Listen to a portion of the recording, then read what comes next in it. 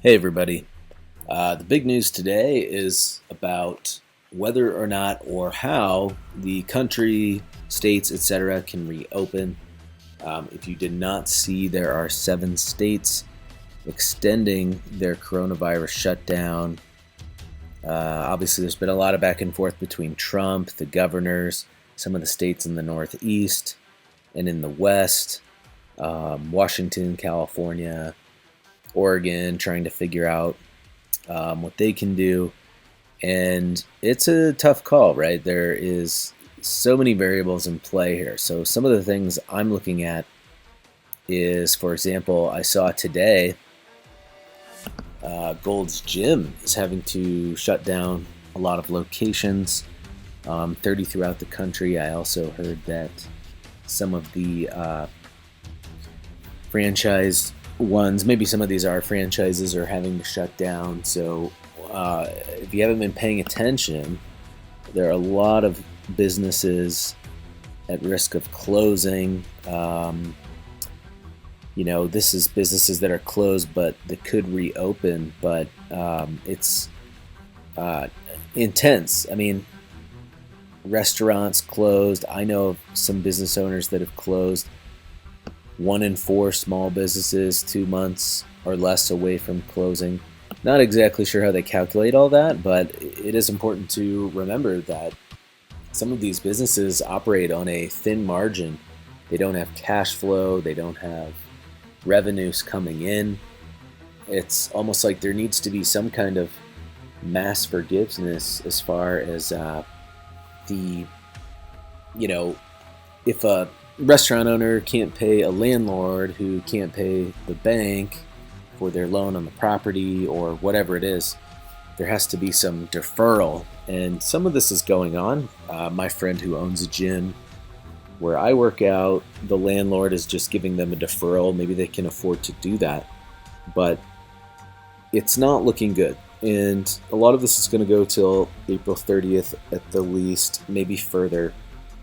And it's tough to say because on the one hand, right, everyone's talking about, oh, it could cause problems and actually extend the coronavirus.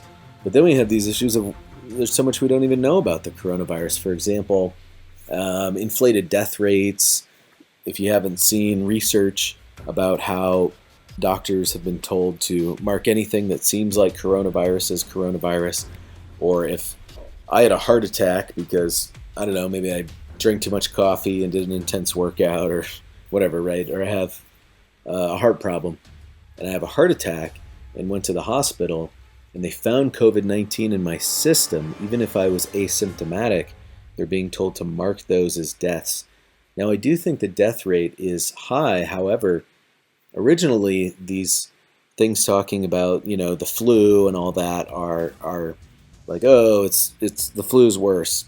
I mean, the death rate does seem higher, but we don't really know a lot of the death rates and everything.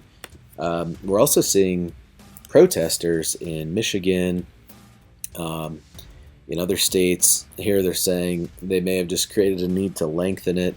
That's possible. So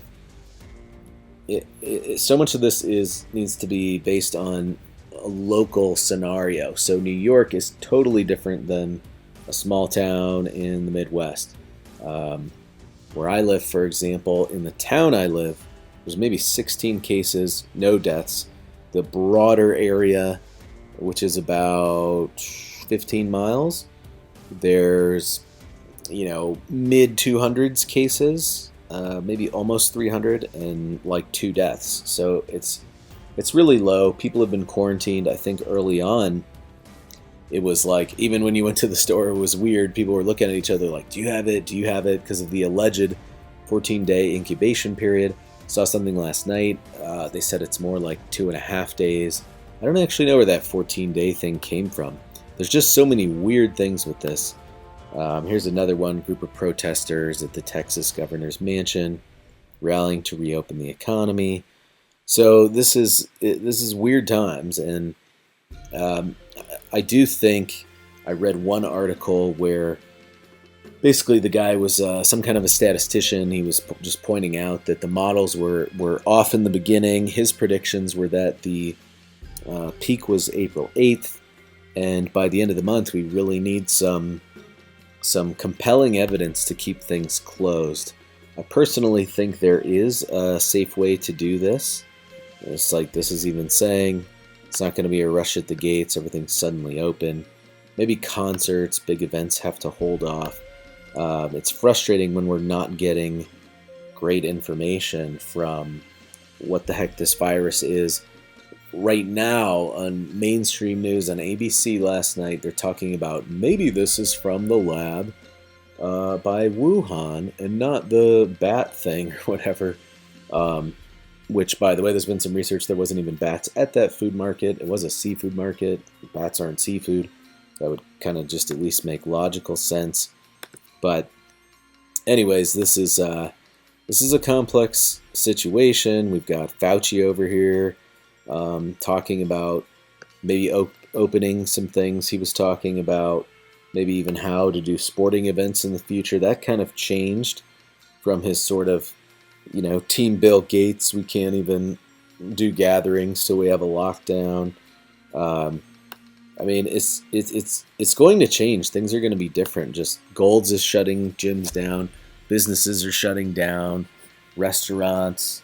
I know a few businesses here that have also shut down, and big businesses. I've wondered, like, hey, will we ever be able to go see like a movie again, or will people be too scared, or will those just never reopen? So it's important to really think about these things. Is the potential risk for death high enough that the economy stays shut down? Could we quarantine older people? Could, again, the local areas where it's worse, those people stay in quarantine? I'm in a warmer area. Maybe that helps. I'm not really sure.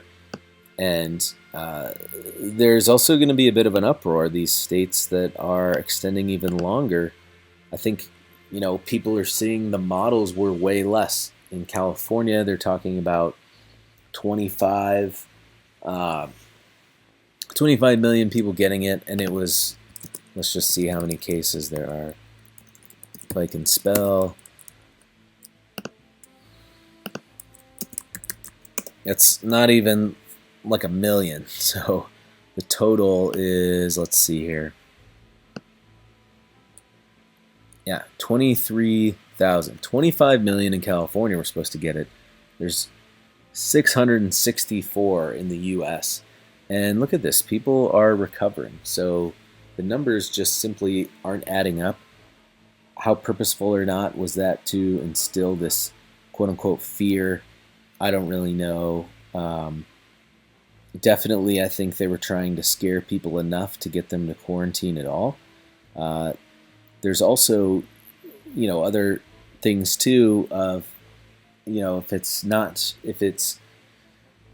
shut down, is everyone just going to flock back to it? Or things that are shut down, if you saw this, Malibu paddleboarder was arrested a few days ago, and I mean, I like to catch waves. It looked good out there, these pictures. But does the guy really need to be arrested? I mean, can he just get a fine or a ticket or something? It seems a bit excessive. So, it's just really strange time. So we need to be careful when we're looking at these things and just assuming, if you're not locked down, you're killing people. I mean, these rates are way off. New York, they had the Javits Center already, barely even used it. They had the governor, I wouldn't trust that guy at all, is talking about 30,000 ventilators, and I read something that they only used 3,000. So the mass chaos needs to, we really need to see how we can make this thing work. Otherwise, the cost of collapsing the economy could be worse than the potential death risk, since the death risk seems lower than we thought. And if you saw my other video, we have answers to this. We have hydroxychloroquine as a potential option to help people. So do we need to be so militantly afraid of this when people are getting better in 8 to 48 hours, according to doctors who are using this as a treatment. So this mass hysteria is just look at the site selling face shields. It's pretty funny. But we really need all this mass hysteria.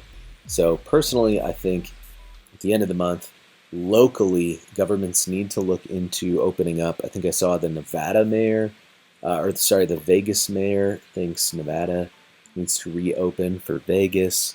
That might actually be one that needs to wait longer, but some people get sick, or does that whole economy, that whole tourism industry just collapse, right? It's a difficult question, but I do think heading towards opening up, looking in localized areas where cases are low, death rates are low, to reopen and kind of go back to normal life, if people even choose to go back to a somewhat normal life. So this seems to be the problem, balancing businesses, good businesses, going under permanently and trying to not have too many people die. So if we're past the curve, it's flattening, etc. We're past the peak, then 2 weeks from now, it should only look better, and things start to gradually reopen in May, and hopefully things get back to normal.